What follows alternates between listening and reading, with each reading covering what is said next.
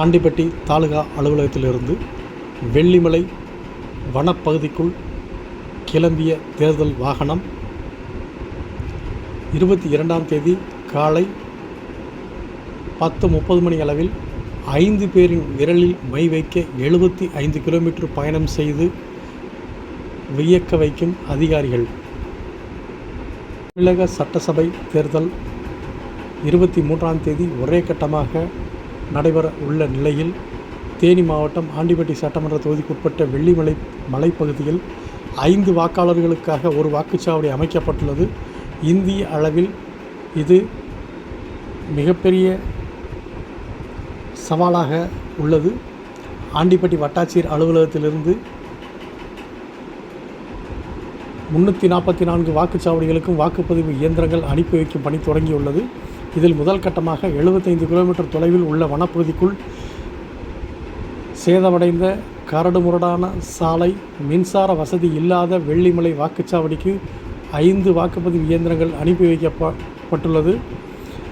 23ஆம் தேதி காலை 7 மணிக்கு வாக்குப்பதிவு தொடங்க உள்ள நிலையில் மதியம் 12 மணி அளவில் இந்த வாக்குச்சாவடிக்கான வாக்குப்பதிவு இயந்திரங்கள் போலீசார் பாதுகாப்புடன் அனுப்பி வைக்கப்பட்டுள்ளது.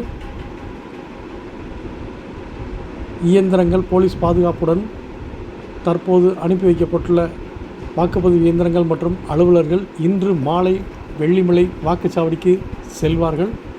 அதிக தொலைவு அடர்ந்த வனப்பகுதிக்குள் செல்ல வேண்டிய சூழ்நிலை என்பதால் இந்த வாக்குச்சாவடிக்கான அலுவலர்கள் மற்றும் வாக்குப்பதிவு இயந்திரங்கள் முன்கூட்டியே அனுப்பி வைக்கப்பட்டுள்ளதாக ஆண்டிப்பட்டி தேர்தல் நடத்தும் அலுவலர் தெரிவித்தார். அனைவருக்கும் வணக்கம்.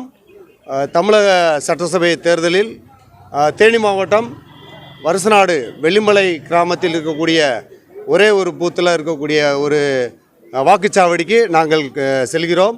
இந்த வாக்குச்சாவடியில் 5 ஓட்டுகள் மட்டுமே உள்ளது. 5 ஓட்டுகளுக்காக தேர்தல் ஆணையம் ஒரு ஜோனல் ஆஃபீஸர் ஏற்பாடு செய்து தனியாக அதுக்கு மட்டும் வாகன வசதியெல்லாம் செய்து கொடுத்துருக்கிறார்கள். ஃபாரஸ்ட் டிபார்ட்மெண்ட்லேயும் நாங்கள் உதவி கேட்டிருக்கோம். ஆர்வ மேடம் அதுக்கும் அவங்ககிட்ட பேசி பெர்மிஷன் வாங்கி கொடுத்துருக்காங்க.